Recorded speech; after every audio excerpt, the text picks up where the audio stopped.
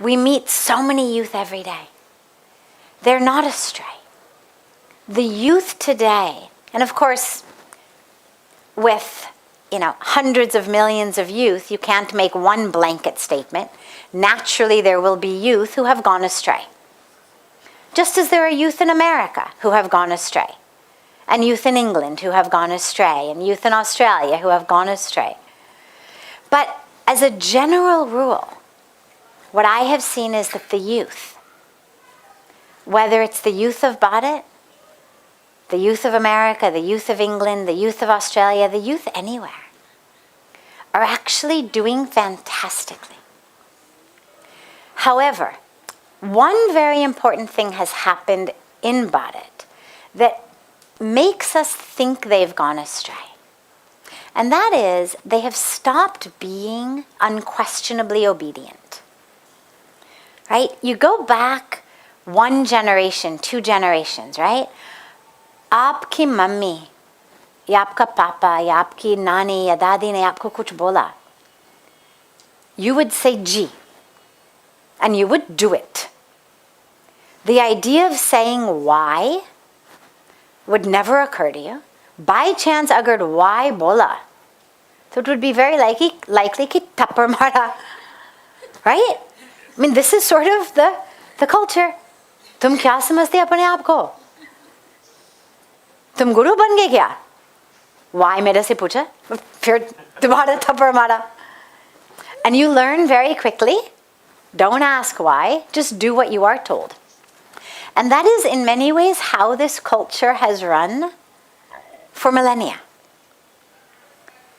In a tradition, in a culture in which obviously we respect the elders, but that respect takes the form of obedience, unquestioning obedience. A parent tells you something, you say, ji. End of story. Ji, full stop. These days what's happening is the children are getting an education system that in many ways is much more like a Western education system. In my school, for example, if there were a question on an exam, it was very rare, almost never, that we had simply yes, no, true, false questions.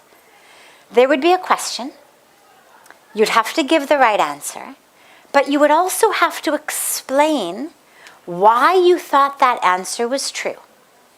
And if you got the wrong answer, but you gave a good explanation, you might not get full credit, but you would get 70-80% credit. कि चलो answer is wrong, लेकिन सोचने का ढंग बहुत बढ़िया है, ठीक से सोचा. थोड़ा समझ तो नहीं पाया बेचारा, लेकिन ठीक से सोचा, तो you get 80%, 70%. That system is coming much more into India. Children are learning to ask questions. In my school, the teacher would ask us, okay, you've all read the homework, who has any questions? And if nobody asked, she would pick on somebody. Chalo, aapne padha, aap kuch prashna pucho. Thoda samajh gaye? And you'd be like, ji. Then of course she would ask you something you didn't know the answer.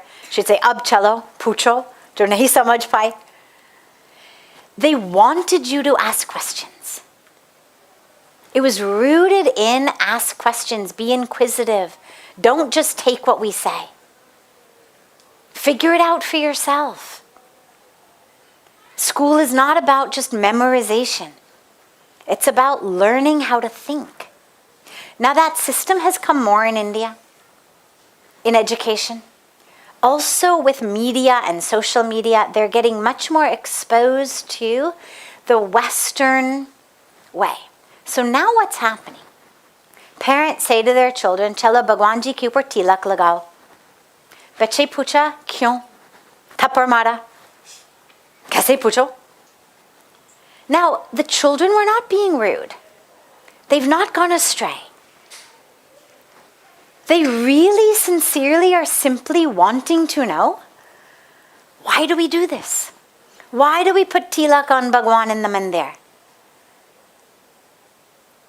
Why do we put tilak on ourselves? Why are we vegetarians? Why do we do parikrama in the mandir? Why do we take achman? Why do we do puja? Why do we do abhishek? What does this mean? And as parents, the dilemma is a lot of times we don't know the answer. Humne kabhi nahi pucha. We were told tilak lagao, humne laga diya, bas baat khatam ho gaya. So in many ways, we don't actually know the answer. So when our children ask us, we feel insulted. Why are they asking? But we also feel a little bit uncomfortable because we don't actually know what to say.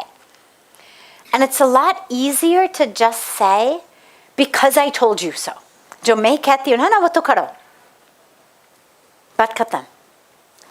The problem is these children are not taking it these days. It is no longer a generation of aapne keh diya bas, wo kafi hai. It's a generation of, I want to understand why. Which gives us as parents, as grandparents, as aunts, as uncles, as teachers, actually a beautiful challenge. When you have answers for them, they are more committed in many ways than you are, than your parents were, because they actually get it. They're not just doing it kardnaye. With so many of the older generations, you do things just kyunki kardnaye. Puja Swamiji always does a very funny impression of people, kyunki naturally Pura Vishwa mein jaane ka Mocha Mila in everybody's home, and naturally in people's homes they have mandirs, they do arti. But he does a very funny impression of people jo arti kar rahe, om jay jagadish. Acha mera tiffin pack kar do. Shahadi, and then acha do this, do that.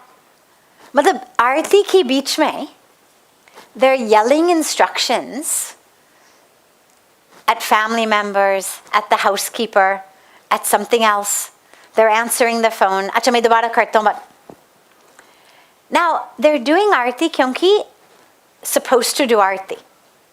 But the mind is not with arti. The mind is on, theek se mera tiffin pack kiya ki nahi kiya? Mera shawl press kiya ki nahi kiya? Bachche ne nashta khaya ki nahi khaya? This generation, either they're going to do it, and if they do it, they're going to do it fully because they understand why they're doing it, or they're not going to do it. But if they don't do arti, they may be making sandwiches for poor people, or figuring out a way to have cremations that take less wood, or figuring out a way to more efficiently harvest rainwater so that we have drinking water. The challenge for us is how to give them this culture, how to give them these sanskaras in a way that actually makes sense to them. And the truth is, Sanatan Dharma is actually a dharma of science. We have the reasons. There is nothing in Sanatan Dharma that is just kyunki wo to kardna hai. No reason. Everything has a reason. And it gives us this beautiful opportunity to learn the reason. Just to give you an example, vegetarianism.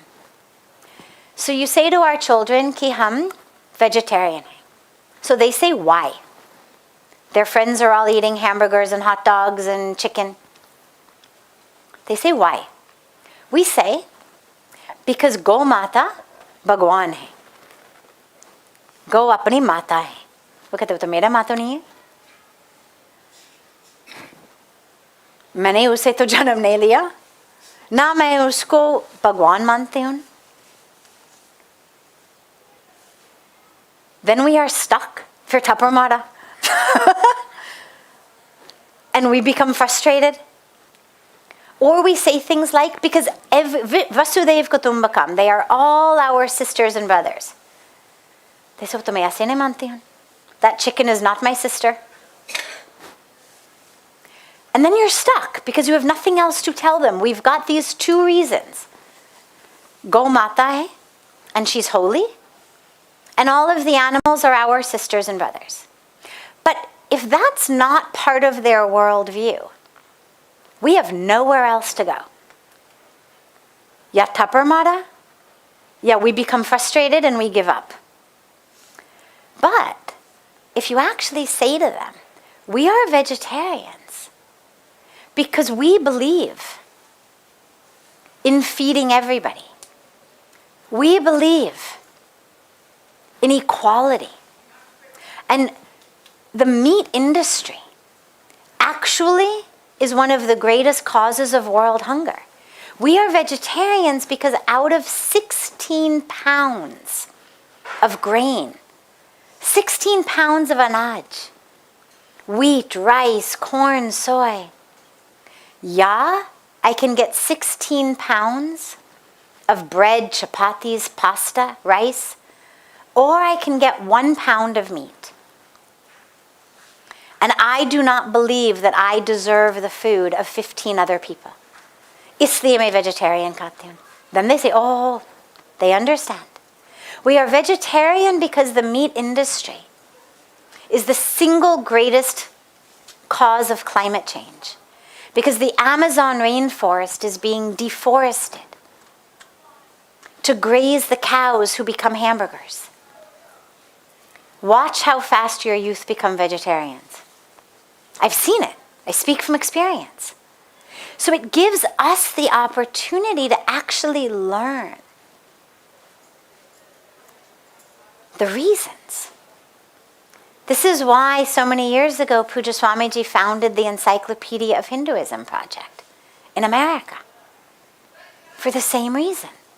Because the children, the Indian children growing up in America, would come home from school and they would say to their parents, ki everybody says we are this, we are that, why do we... Parents had no answer. Because they had just been obedient to their parents. That was what respect meant. And because they had no answer, the children were going astray. He said, we will give them answers. And he brought together thousands of the world's scholars to put together what became an 11-volume Encyclopedia of Hinduism. Why do we do these things? What does it mean? So, what I would say to you is, this generation of youth is the first generation that's really giving us as the elders the opportunity to go back and learn our stuff. To really give answers, to find answers. Why do we put on tilak? Beautiful reasons. All of it. Why do we do parikrama? Beautiful reasons.